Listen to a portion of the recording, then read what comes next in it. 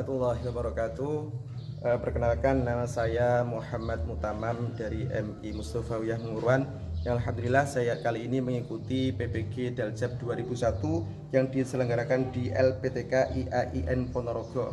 Semoga apa yang saya dapatkan dan apa yang saya pelajari kali ini bisa saya aplikasikan di madrasah saya tercinta. Terima kasih. Wassalamualaikum warahmatullahi wabarakatuh.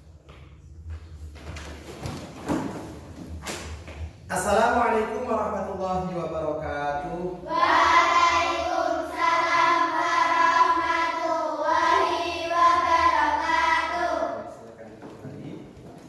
Anak sekalian yang berbahagia, alhamdulillah kita berjumpa lagi di hari ini, yaitu hari Senin tanggal berapa? Tanggal 13 September 2021. Yang mana alhamdulillah kali ini bisa berjumpa lagi dengan keadaan sehat walafiat. Tentunya keadaan sehat itu merupakan harta yang paling mahal bagi kita ya. Karena apa? Karena sehat itu adalah segala-galanya. Dengan sehat kita bisa belajar, dengan sehat kita bisa melaksanakan ibadah. Anak-anak sekalian berbahagia, sebelum hari ini kita melaksanakan pelajaran, tentunya saya minta dari ketua kelas untuk memimpin doa hari ini. Silakan. Bisa. Mari teman-teman kita berdoa mulai.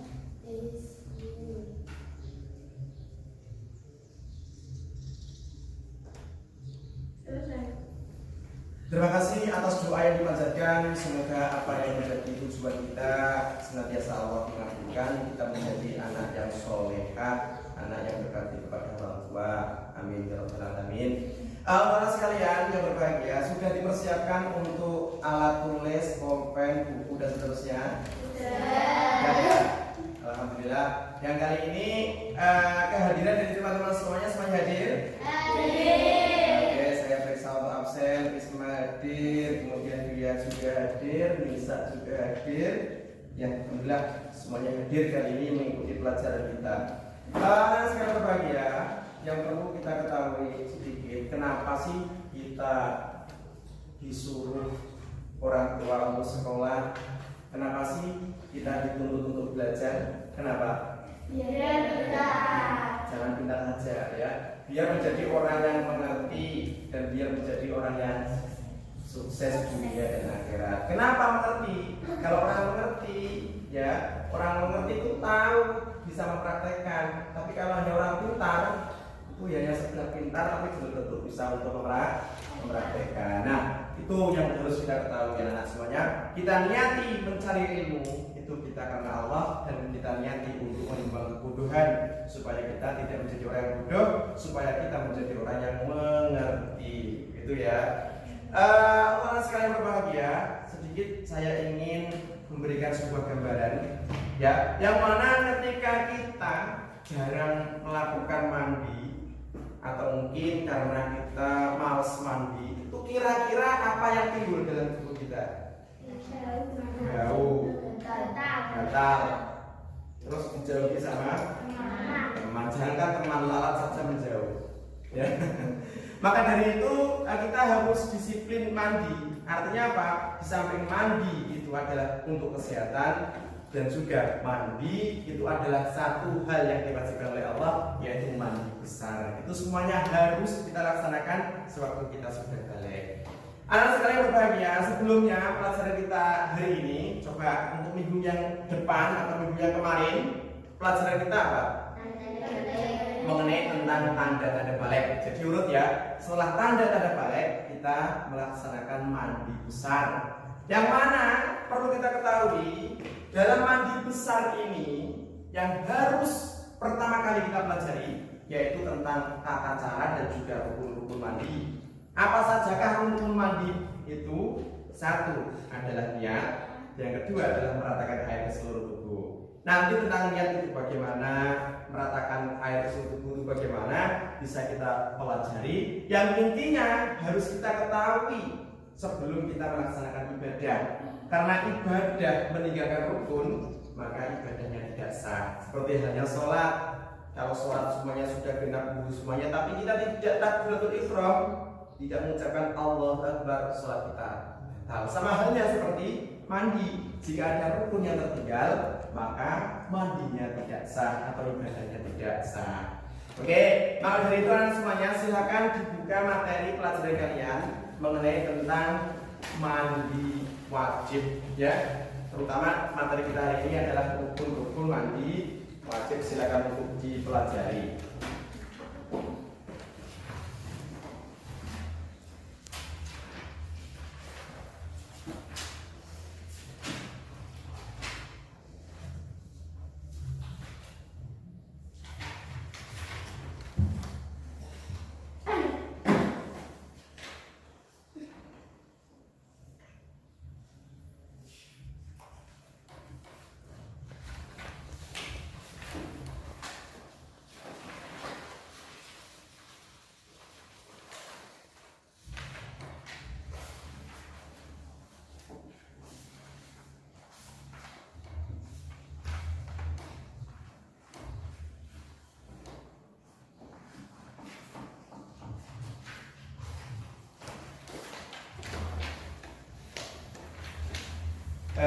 Baik anak-anak, saya kira untuk membacanya sudah cukup ya.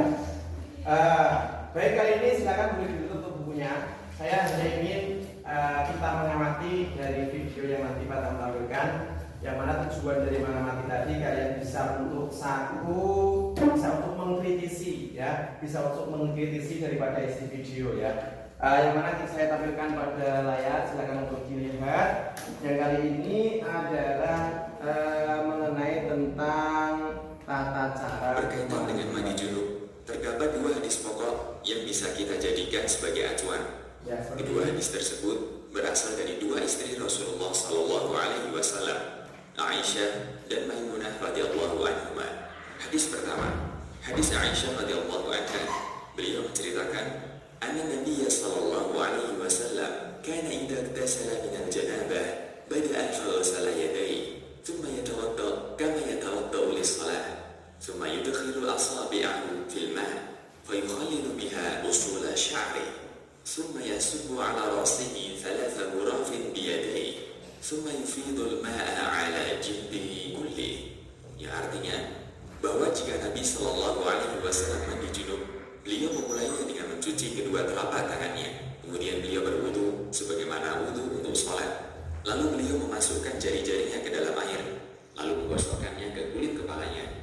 Kemudian menyiramkan air ke atas kepalanya dengan cidukan kedua telapak tangannya sebanyak 3 kali. Kemudian beliau mengguyurkan air ke seluruh badannya. Hadis riwayat Bukhari dan Muslim. Hadis kedua, hadis dari Ibnu Abbas. Beliau menyampaikan keterangan dari Maimunah yang menceritakan, wada'atu li Rasulillah sallallahu alaihi wasallam ma'an yattasilu bih fa'afragha 'ala yadayhi faghassalahuma marrataini aw thalatha thumma afragha bi yaminihi 'ala shimalihi faghasala madakirahu thumma dalaka yadahu bil ard thumma madmada wastanshaqa thumma ghasala wajhahu wa yadayhi thumma ghasala ra'sahu thalatha thumma afragha 'ala jasadihi thumma tanaha min maqamihi faghasala qadamaihi. Yang artinya, aku pernah menyediakan air mandi untuk Rasulullah Sallallahu Alaihi Wasallam.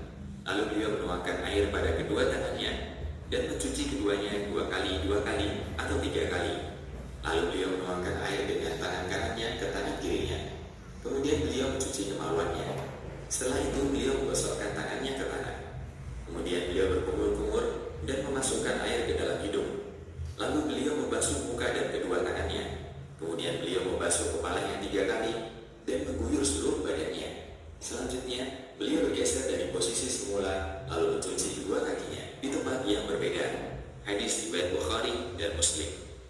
Dengan menggabungkan hadis di atas, bisa kita simpulkan urutan tata cara mandi sebagai berikut. 1. Menuangkan air dan mencuci kedua tangan.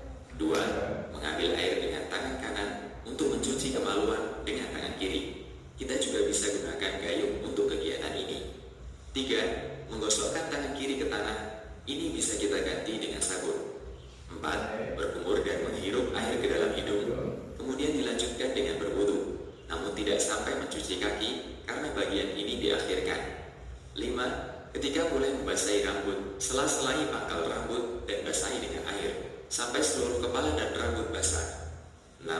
Siram kepala 3 kali, dilanjutkan dengan menyiram seluruh anggota badan. 7. Mengguyur air ke seluruh badan dengan mendahulukan yang kanan. Dari Aisyah radhiyallahu anha, ia berkata, "Kana Nabi sallallahu alaihi wasallam yu'jibuhu tayammunu fi tala'ulihi wa tarajjulihi wa tuhurihi wa fi sya'nihi kulli." Yang artinya, Nabi sallallahu alaihi wasallam biasa mendahulukan yang kanan ketika memakai sandal, ketika bersisir, ketika bersuci, dan dalam setiap perkara yang baik-baik. Hadis riwayat Bukhari dan Muslim. Jangan lupa untuk digosok, terutama di bagian lipatan atau bagian badan yang tersembunyi. Pastikan semua badan Anda basah. 8. Berpindah tempat dan cuci kedua kaki. Jangan lupa sela-sela jari kaki sampai Anda yakin seluruh kaki Anda basah. Demikian, semoga Allah memudahkan kita untuk meniti sunnah Nabi-Nya Sallallahu Alaihi Wasallam. Nah, demikian ya. Saya minta hapus tepuk tangannya ya. Nah, yang kali ini alhamdulillah sudah kita lihat bersama tentang video dan juga kalian sudah baca materi ya. Tentunya kali ini saya ingin kalian membuat kelompok, tapi tolong tetap dijaga prokesnya ya. Tetap memakai masker ya. Silakan untuk pakai maskernya dan untuk berkelompok ya tetap kita jaga jarak meskipun jaraknya yang terlalu jauh tapi kita jaga jarak. Silakan untuk mendiskusikan. Kemudian nanti saya ingin kalian mengkritisi dalam arti untuk membuat pertanyaan, untuk saling bertanya antara kelompok A dan juga antara kelompok B, dan juga ada solusi yaitu berupa jawaban dari pertanyaan teman. Ya, bisa ya? Oke, kita mulai dari sekarang untuk berkelompok. Kelompok A, B.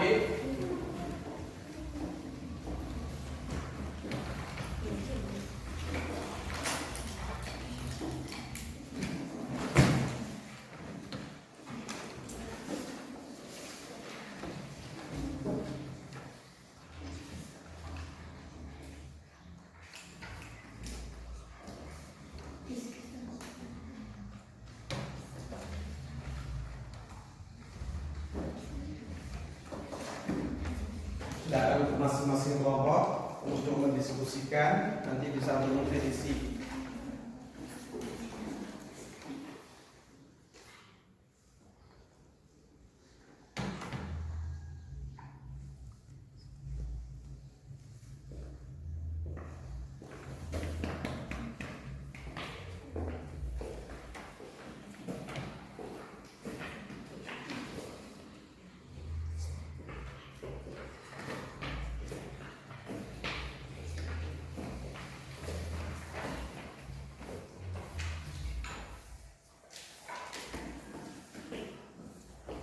Isi dari video dan juga kolaborasi dari materi yang kalian baca.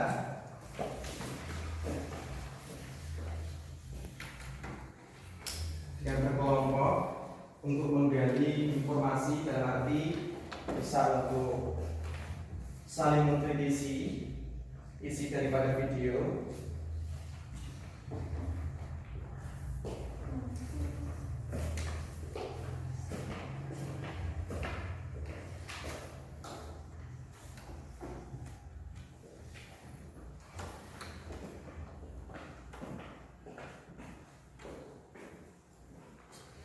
Baik anak, sudah semuanya?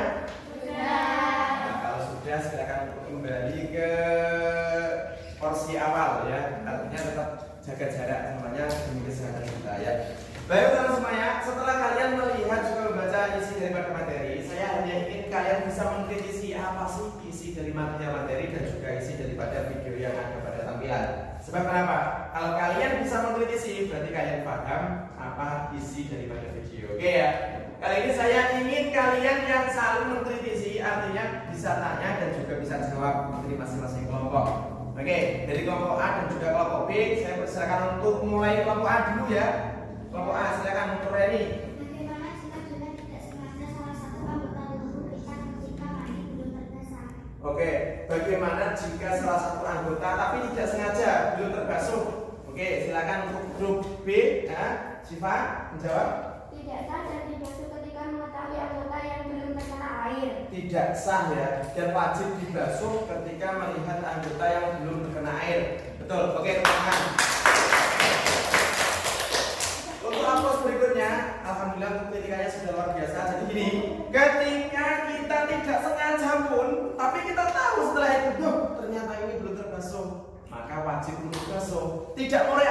ada, tapi anggota mana yang belum terbasuh, itulah yang dibasuh. Oke, untuk kelompok B juga jangan mau kalah, karena ini adu argumen, ya, atau saling mengkritisi. Untuk kelompok B silakan. Siapa? Oke, bisa. Apa saja hal-hal yang harus kita ketahui ketika akan melaksanakan mandi besar?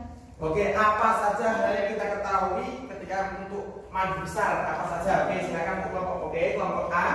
Mengetahui syarat sah dan rukun-rukun mandi. Mengetahui syarat sah dan rukun-rukun daripada mandi. Betul. Oke, pertama juga. Nah, karena kenapa? Rukun, syarat dan rukun itu tidak bisa terpisah. Dan rukun itu tidak bisa tertinggal. Ya, seperti awal tadi bahwasanya ibadah atau pekerjaan itu sah jika mana tercapai rukun dan juga syaratnya. Oke, untuk berikutnya silakan nyatanya kelompok A dulu, silakan. Oke. Apakah pelaksanaan mandi besar itu harus urut seperti pelaksanaan wudhu? Oke, apakah mandi besar itu harus urut seperti wudhu? Siapa? Oke, bisa, Bob. Tidak harus urut, yang penting air harus sadar mulai ujung kaki sampai ujung rambut. Tidak harus urut, artinya yang penting harus apa tadi? Yang penting air harus sadar. Yang penting air harus ada. Oke, tepuk tangan aja seperti itu. Mungkin masih mau mulai lagi ya. Oke, silakan untuk kelompok B apa?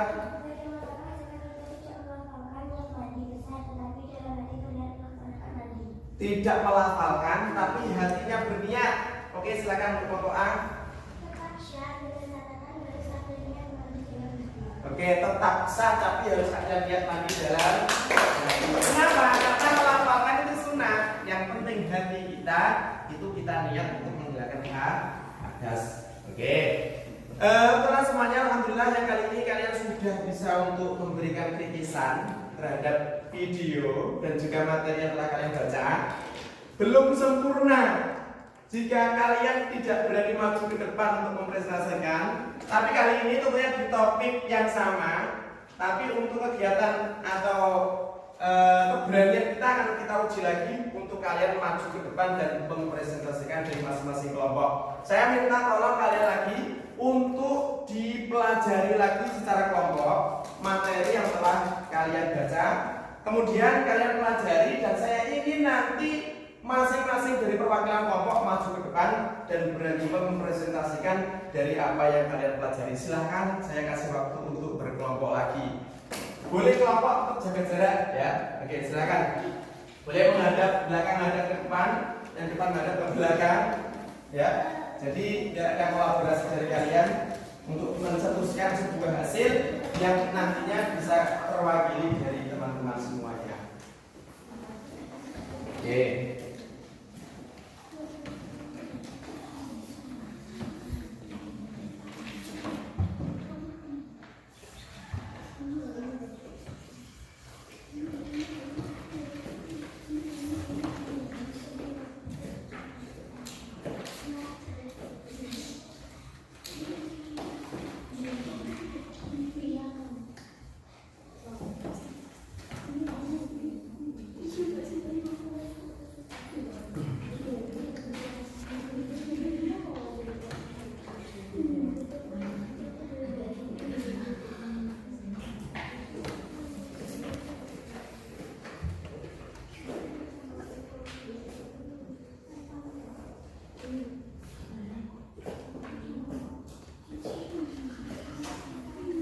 Silakan kelompok materi betul-betul diasah sehingga nanti akan menghasilkan sebuah hasil kalian bisa untuk mempresentasikan.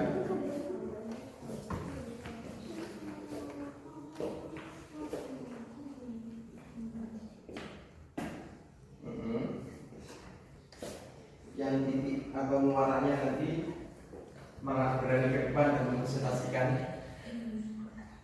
Kita membaca secara intensif, membaca secara cermat, dihayati, diambil poin-poin besarnya.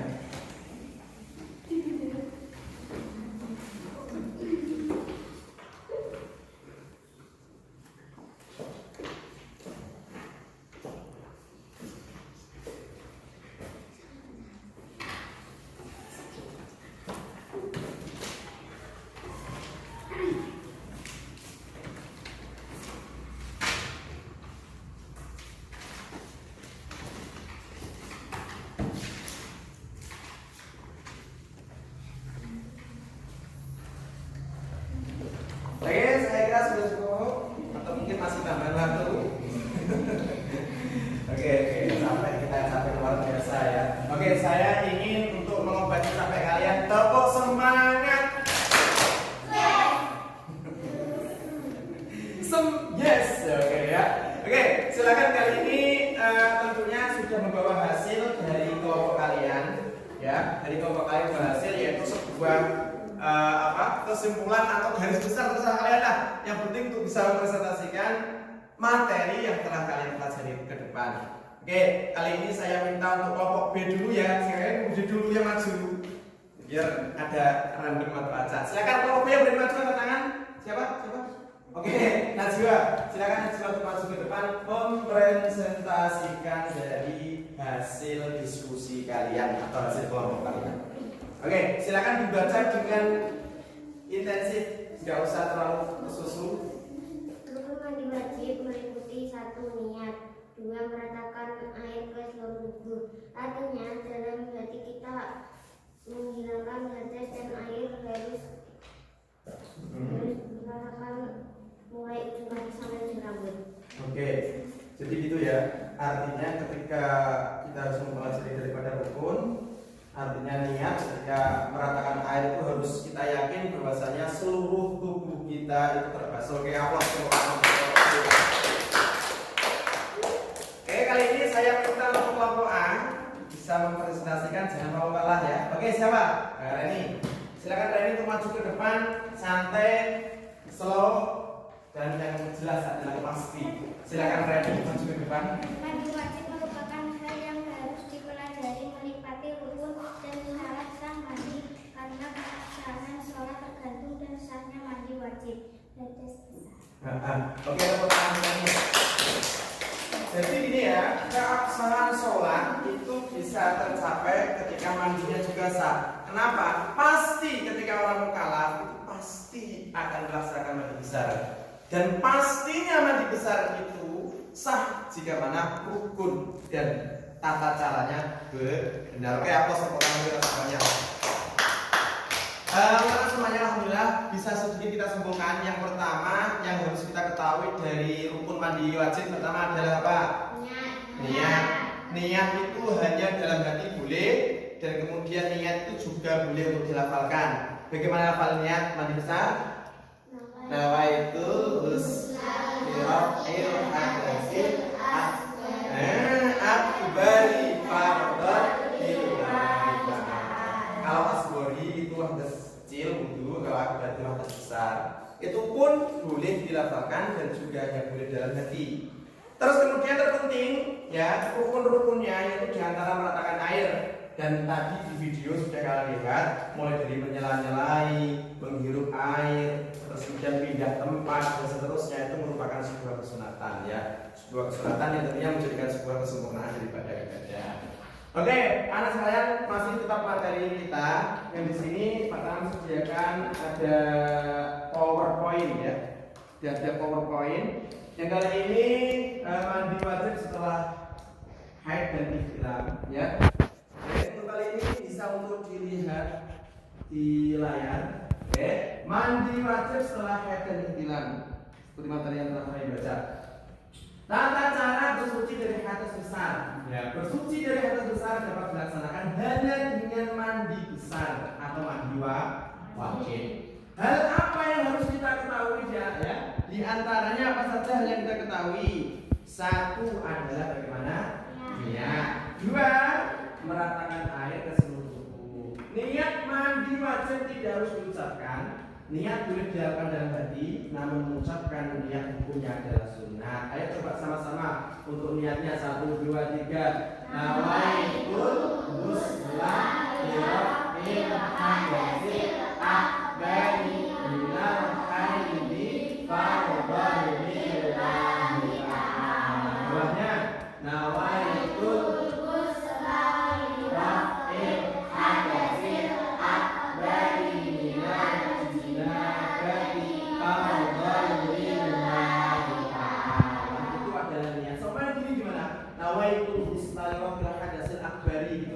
bisa, boleh, cukup. Karena apa? Sama, haid itu juga hadas besar, kemudian jinabah itu juga hadas besar.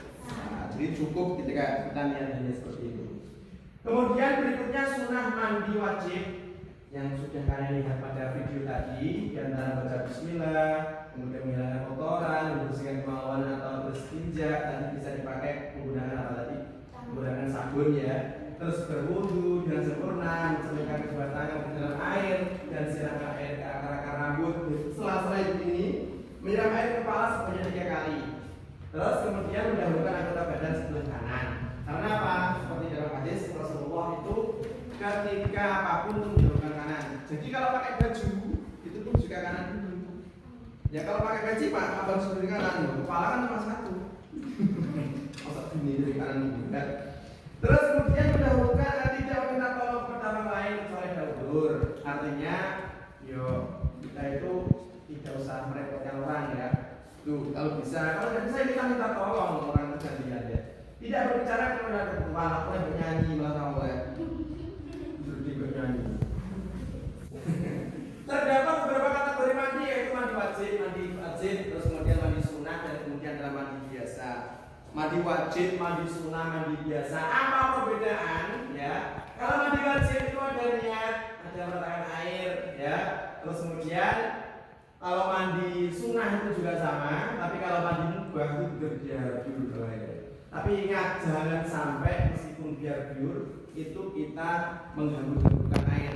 Karena apa? Karena israf atau berlebihan itu tidak boleh. Haram. Seperti halnya makan.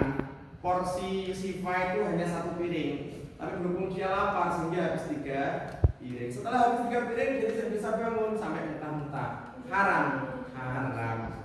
Oke, air juga sebenarnya cukup menggunakan air 1 ember, tapi karena kepanasan terlalu sampai habis 5 ember nggak boleh. Oke, untuk berikutnya hikmah wajib. Bagaimana cara bersuci yang besar pada bahasa sebelumnya sudah kita ketahui sudah. Oke, kemudian bagaimana hikmahnya mendapat pahala dari Allah, ya, pahala dari Allah. Kemudian bersuci adalah separuh dari iman. At-tahuru syatrul iman. Apa tadi? Rasulullah SAW at-tahuru syatrul iman atau an-nadhafatu minal iman. Kemudian menjaga kebersihan badan, praktek mandi wajib dilakukan dengan membersihkan seluruh badan sehingga mandi wajib juga merupakan sebuah cara untuk menjaga kebersihan badan supaya badan biar bersih. Menumbuhkan rasa semangat badan yang kotor untuk membuat kita lesu. Ya, nek kita kotor itu malas. Ya, kalau kita kotor itu kita malas. Kalau kita bersih kita akan semangat. Meningkatkan kepercayaan diri, ya, tidak bau.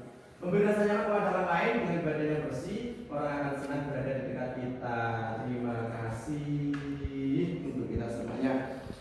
Mari kita semuanya berbahagia. Alhamdulillah kali ini pembelajaran dari kita saya kira sudah cukup. Namun sebelum kita akhiri dengan doa, untuk berikutnya saya minta kepada kalian semuanya untuk mengerjakan tugas yang sudah ada pada naskah. Jadi bisa untuk kalian kerjakan di rumah. Kemudian kita di pertemuan yang akan datang bisa untuk diserahkan kepada Pak Tamam ya. Bisa untuk diserahkan kepada Pak Tamam dari apa? Tugas yang Pak Tamam berikan kepada kalian semuanya. Oke.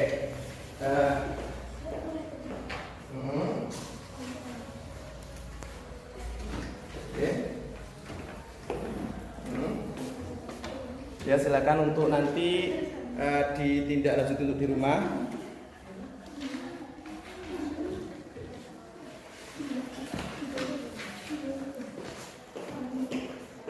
Ya, jangan lupa untuk selalu jaga kesehatan dan jangan lupa untuk rajin mandi karena mandi adalah sebagian daripada iman karena bersuci itu syatrul iman. Saya sekalian berbahagia, alhamdulillah kali ini dari tahapan sudah kita lalui bersama, mulai dari kalian membaca materi, kemudian dari kalian semuanya untuk melihat video sampai bisa mengkritisi, kemudian bisa untuk saling bertanya, dan yang terakhir bisa mempresentasikan. Dan jangan lupa untuk minggu yang akan datang kalian bawa hasil dari lembar kerja yang sudah Pak Tamam berikan kepada kalian semuanya. Sanggup nggih? Mari sama-sama kita dengan ucapan alhamdulillah.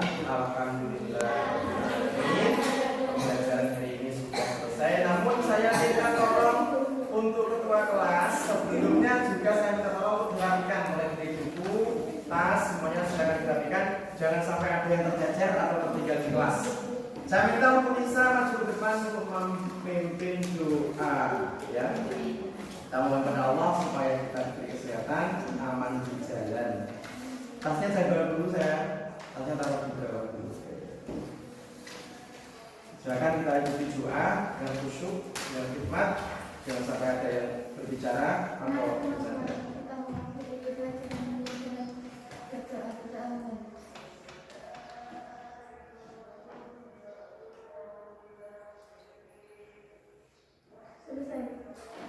Terima kasih atas doa yang telah kita panjatkan. Semoga kita diberi selamat di jalan. Kita bisa berjumpa lagi hari esok. Karena kita ada belajar dan terus belajar. Jadi kita sekian. Assalamualaikum warahmatullahi wabarakatuh.